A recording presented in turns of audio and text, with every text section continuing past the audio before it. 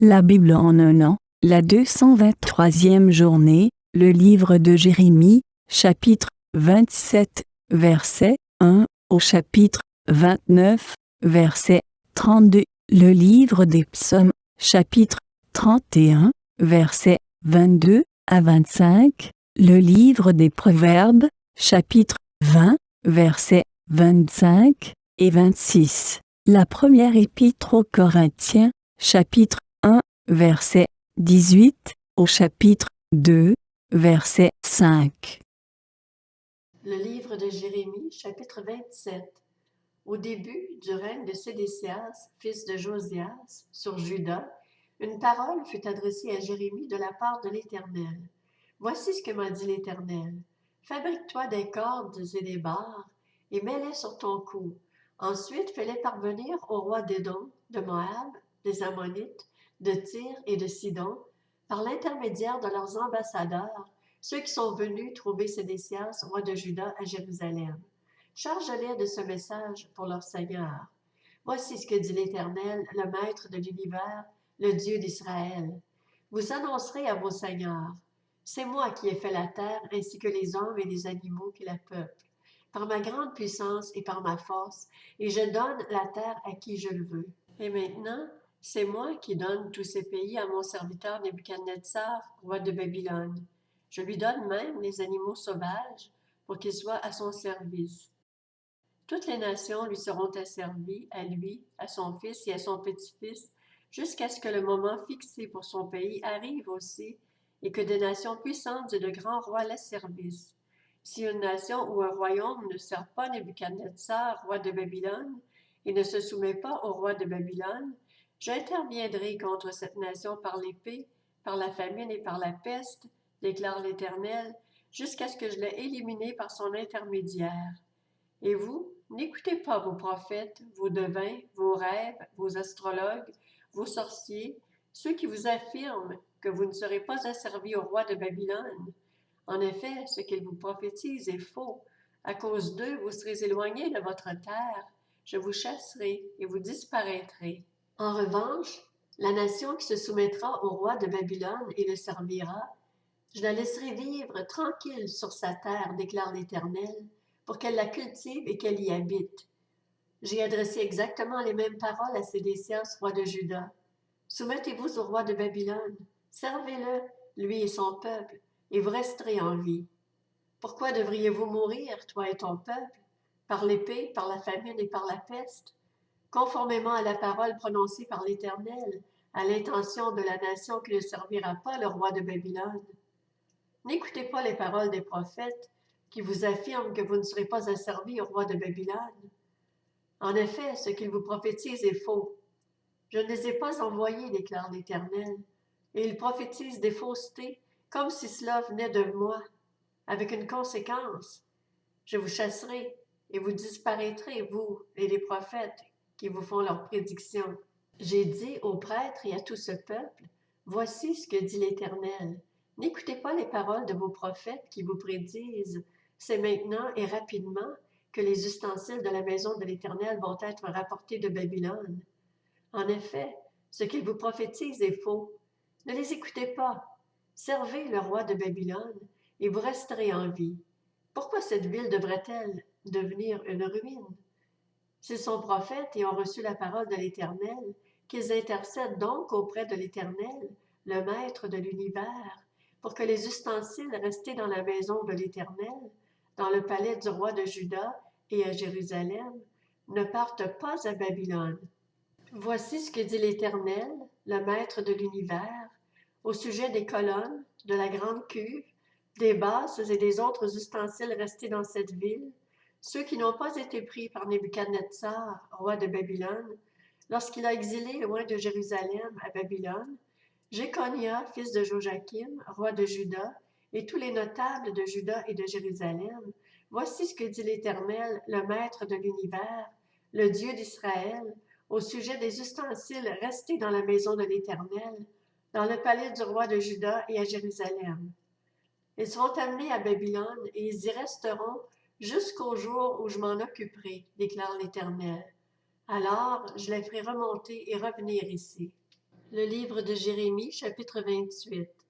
La même année, le 5e mois de la 4e année, au début du règne de Sédécias sur Juda, Anania, fils d'Azur, le prophète, originaire de Gabaon, m'a affirmé dans la maison de l'Éternel, en présence des prêtres et de tout le peuple.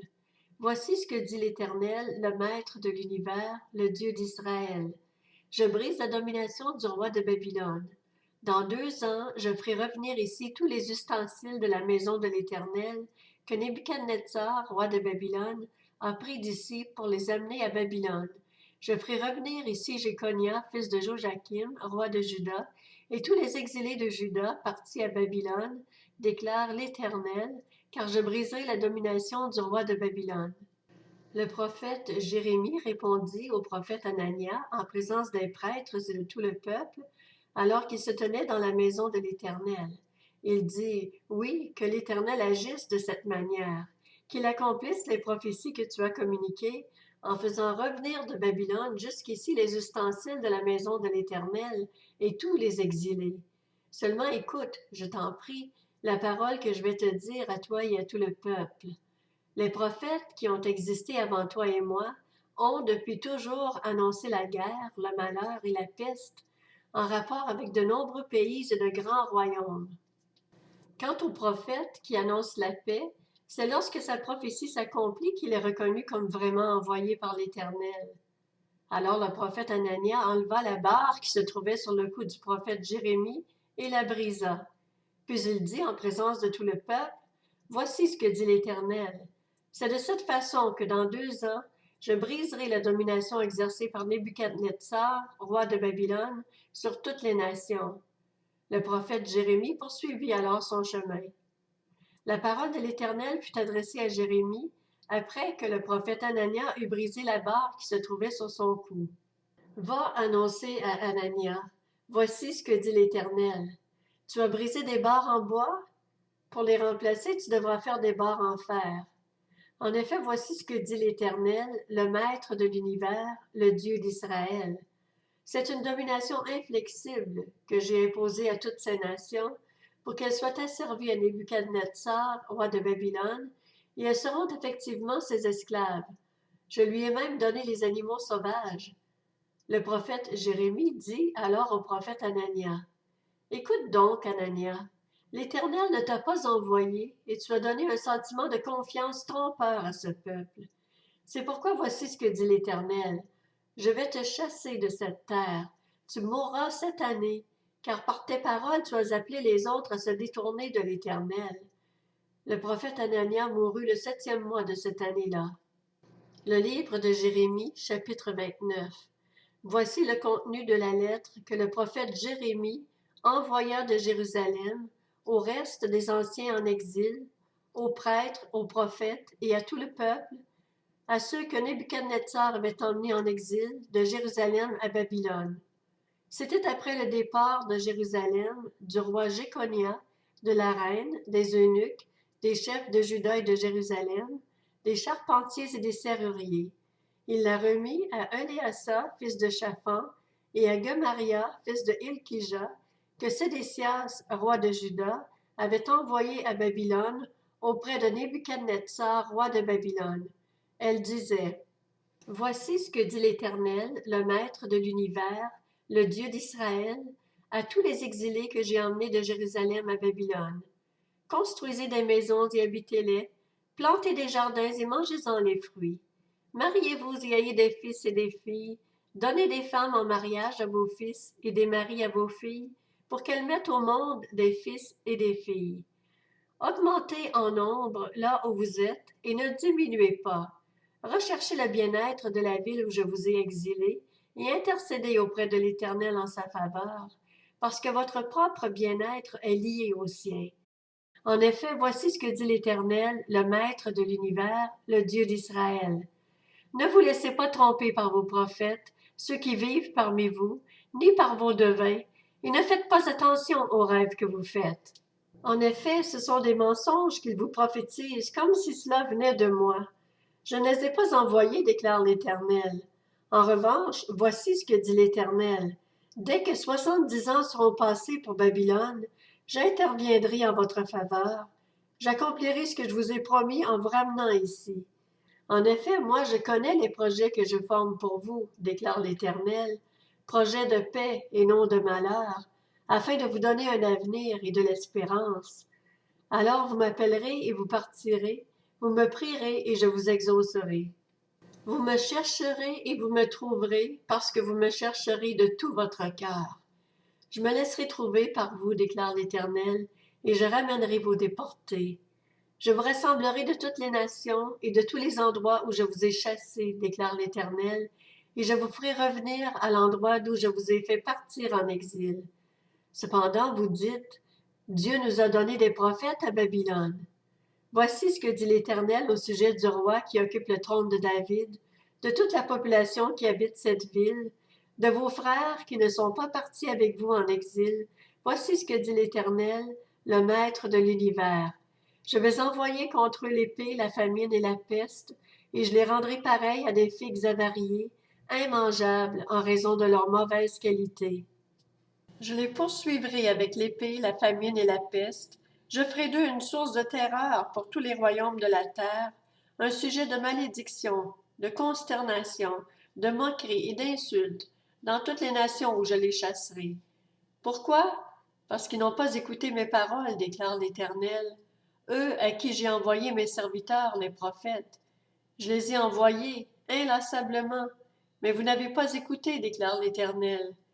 Quant à vous, tous les exilés que j'ai envoyés de Jérusalem à Babylone, écoutez la parole de l'Éternel. Voici ce que dit l'Éternel, le Maître de l'univers, le Dieu d'Israël, sur Akab, fils de Kolaja, et sur Sédécias, fils de Maaséja, qui vous prophétisent des faussetés, comme si cela venait de moi. Je vais les livrer entre les mains de Nebuchadnezzar, roi de Babylone, et il les fera mourir sous vos yeux. On se servira d'eux pour prononcer une malédiction chez tous les exilés de Juda qui se trouvent à Babylone. On dira que l'Éternel te traite comme Sédécias et comme Akab, que le roi de Babylone a fait brûler vivant. Et cela arrivera parce qu'ils ont commis une folie en Israël.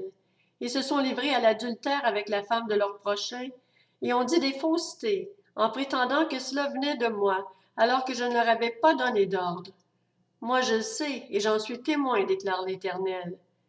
L'Éternel ordonna à Jérémie d'annoncer à Shemaja, le Nékélamite, voici ce que dit l'Éternel, le Maître de l'univers, le Dieu d'Israël. Tu as envoyé en ton propre nom des lettres à toute la population de Jérusalem, au prêtre Sophonie, fils de Maaséja, et à tous les prêtres. Celle-ci disait, l'Éternel t'a désigné comme prêtre à la place du prêtre Jéhojada, afin qu'il y ait des inspecteurs dans la maison de l'Éternel pour surveiller tout homme qui délire et adopte un comportement de prophète, et afin que tu le mettes en prison et dans un carcan. Maintenant, pourquoi n'adresses-tu pas des menaces à Jérémie d'Anatoth, qui prophétise parmi vous? En effet, il nous a envoyé ce message à Babylone. Votre exil va durer. Construisez des maisons et habitez-les, plantez des jardins et mangez-en les fruits. Cependant, le prêtre Sophonie lut cette lettre au prophète Jérémie.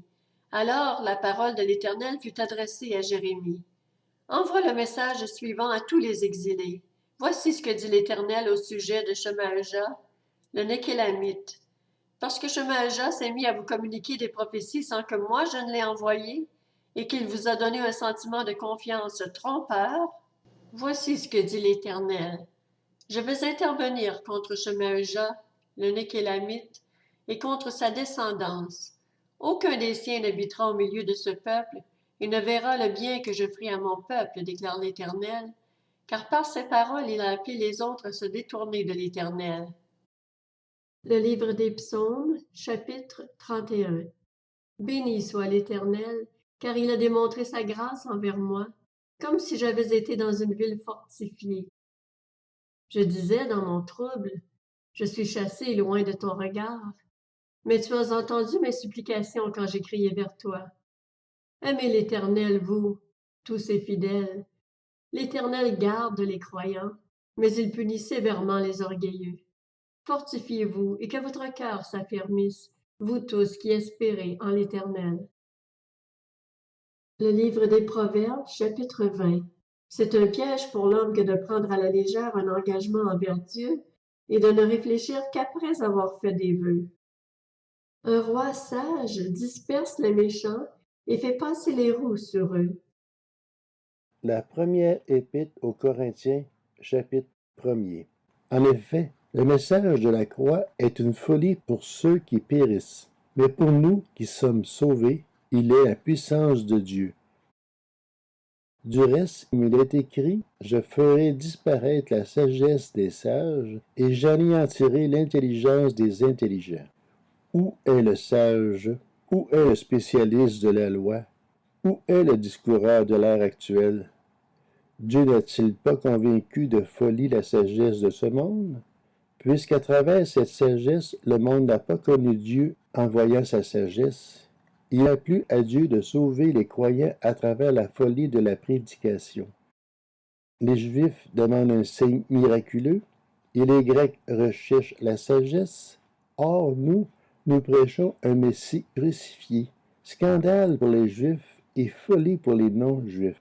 Mais puissance de Dieu et sagesse de Dieu pour ceux qui sont appelés, qu'ils soient juifs ou non. En effet, la folie de Dieu est plus sage que les hommes et la faiblesse de Dieu est plus forte que les hommes. Considérez, frères et sœurs, votre propre appel. Il n'y a parmi vous ni beaucoup de sages selon les critères humains, ni beaucoup de puissants, ni beaucoup de nobles, mais Dieu a choisi les choses folles du monde pour couvrir de honte les sages. Et Dieu a choisi les choses faibles du monde pour couvrir de honte les fortes. Dieu a choisi les choses basses et méprisées du monde, celles qui ne sont rien, pour réduire à néant celles qui sont, afin que personne ne puisse faire le fier devant Dieu. C'est grâce à lui que vous êtes en Jésus-Christ, lui qui est devenu, par la volonté de Dieu, notre sagesse, notre justice, la source de notre sainteté et de notre libérateur, afin, comme il est écrit, que celui qui veut éprouver de la fierté mette sa fierté dans le Seigneur.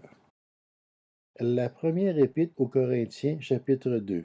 Pour ma part, frères et sœurs, lorsque je suis venu chez vous, ce n'est pas avec une supériorité de langage ou de sagesse que je suis venu vous annoncer le témoignage de Dieu, car j'avais décidé de ne connaître parmi vous rien d'autre que Jésus-Christ, et Jésus-Christ crucifié.